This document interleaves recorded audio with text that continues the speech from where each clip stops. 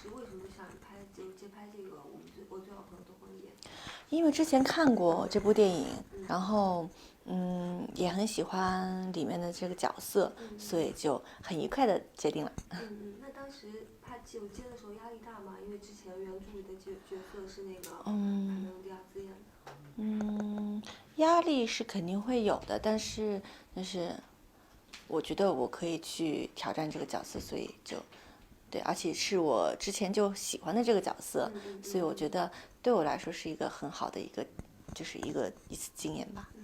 但是你说就喜欢他什么地方呢？就比如说，就我之前看的时候，印象最深的一个地方就是他唱歌唱跑调了，不是吗？但是他不会觉得自己有多么的丢脸，有多么的怎么样，而是很正面的去面对这件事情，就是一个很自信、很有勇气一个女孩。她不光是她有钱，她富家女，其实并不是一个那种娇生惯养的富家女。我觉得这一点上对我来说，我觉得就是特别吸引我这个。那你自己在演的时候呢，会遵循他原来的这种性格的演，还是会有一些自己的特色？会有一些自己的东西加在里面，但是他的性格还是傻白甜，对，然后而且演员不一样了嘛，然后现在已经是十几年前的电影了，所以会加入更多一些现在大家喜欢的东西在里面。那你像这种你刚刚说那种傻白甜的角色，然后尤其是夹在男女主角中间，这种会不会担心观众的反感啊，或者怎么样？那倒不会。对，因为这个角色其实可能会想到，如果演不好，会有一点点像大家会讨厌，可能会。但是我觉得这个角色本身她就是一个很活泼、很开朗，就是一个邻家小妹妹，就是一个只爱男主角的一个角色，所以我觉得没有什么会要担心的事情。对。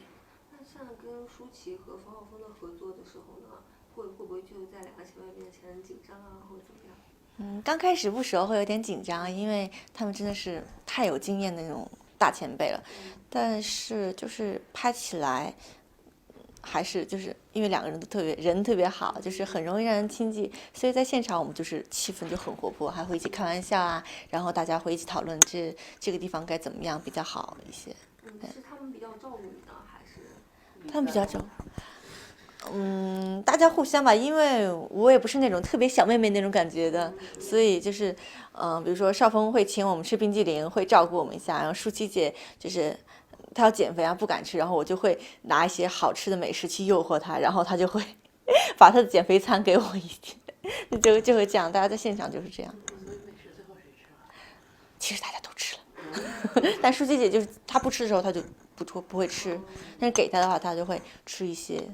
对。那你这么瘦，可是又这么爱吃美食，你怎么样保持？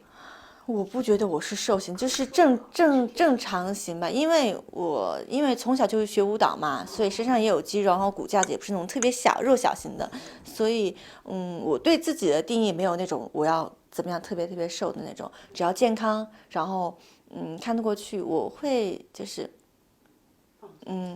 放纵一下。对，我不是那种会特别一定要怎么样把自己把自己管理的很怎么样，可能会比如说我想吃的好吃一点，吃多了以后我觉得吃太多了，我就会再控制一下，然后控制完以后我觉得这2天不错，可以再吃一下，我会去吃那种，我不会虐待我自己的那种。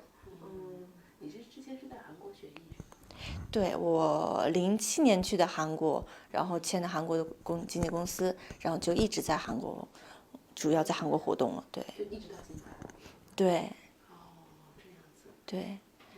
09年在韩国出道。是有很严格的规划。对，因为我没有在国内受过这种东西，所以我不太清楚。但是韩国怎么说，很系统的去培训一个会从你小的时候，因为我到公司的时候已经算是年龄比较大的了，韩国都是其实年龄都比较小，然后他们就会接受，就像可能小的会是10几岁吧，中学生、初中生那样的，然后他们会很系统的去培训一个人，他是会把一个人真的塑造成一个专业的那种艺人，就是会像上学一样，就是跳舞啊、唱歌啊、演戏啊，比如说外语啊，就是各个方面都会去培训你，每天都要去上课，会是一个很系统的去把你塑造一个艺人的形象。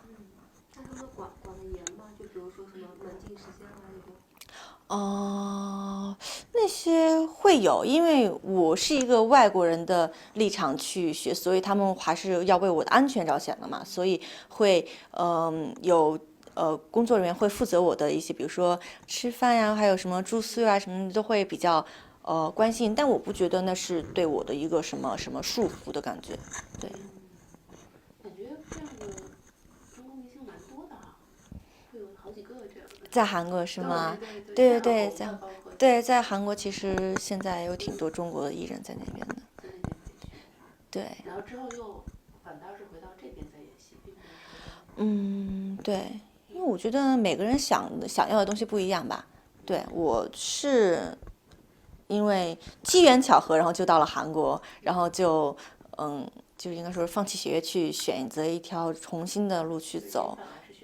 对，本来是学跳舞的，然后去走一个不一样的路，我觉得对我来说就是一个挑战吧，就是不知道未来怎么样，我先去做。感觉付出成本蛮大的。对，但是付出的多，然后获得东西，我觉得要先付出，然后才能去慢慢收回我撒的那些种子东西，然后对，所以我现在也回国演戏啊，然后韩国那边组合的事情我也不会丢掉。那你最近是感觉是拍戏的工作比较多，那会想说在就是回去唱歌跳舞啊，或者说参加一些综艺节目什么的，现在综艺节目。会，我每次拍戏，因为之前也拍戏，就是拍戏跟中国、韩国这样来回走嘛，所以就会那样，就是吃不到的话总是甜的嘛，对不对？就是唱多了歌，我就会想啊，什么时候去拍戏？拍完戏以后，拍着拍着就会想，好想跳一跳舞啊那样的。对，所以拍戏跟唱歌，然后再去综艺节目，我觉得这样来回的做，对我来说就是不会是一个枯燥的东西，就是每做一个新东西的时候，都有一个新的热情、激情去做那个东西。那你更喜欢哪一种工作类型呢？都喜欢，就是不一样。在舞台上就是很热情的，我去跳舞、去唱歌，然后观众给我的是直接的反应。然后演戏的话，就是以后的反应了，就是我先拍完以后，到时候播的时候，大家会，而且是通过一个画面来跟我交流，所以这个东西是不一样的。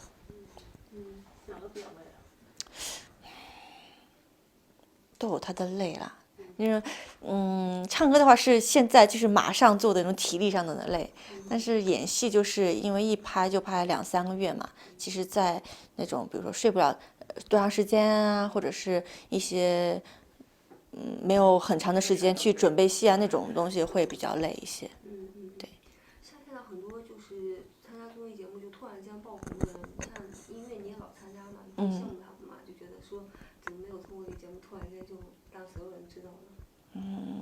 我觉得这种东西是机遇了。你看，很多人都去参加综艺节目，其实，像你说的爆红的那种，其实也是偶尔哪一天的一个人或者是一个播出的那一集会爆红。我觉得这种东西还是看就是人的机遇吧。对。也是有所准备的吧。也有可能吧，也有可能吧。对。或者敢于说一些什么话。时间快到了。行，好，那哈。然后像那个电影里面的话，那个男女主角最终是在一起的。像如果是你自己在生活中碰到这种情况的话，你是会祝福他们呢，还是说我要再把他抢回来？如果一定要我抢的话，那说明这个人不是我的可能。对，就是要是我的话呢，就留在我这里；不是我的话，我抢也抢不过来。所以如果真的是这样子的话，那我会祝福他们了。那像你说你对待感情的态度呢，是更积极一点，还是稍微消极一点？不能说消极吧，我是不是太会主动去做的那种人？那是在米兰拍，那你自己如果想举行婚礼的话，想选在哪个城市呢？有没有心仪的地方？这个倒没有想过太细，就是有海的地方比较好吧。就什么巴厘岛啊这种。那种应该会比较好，就是蓝蓝的海上一望无边的海，就是感觉应该会心情很愉悦吧。对。行，好，谢谢。谢谢。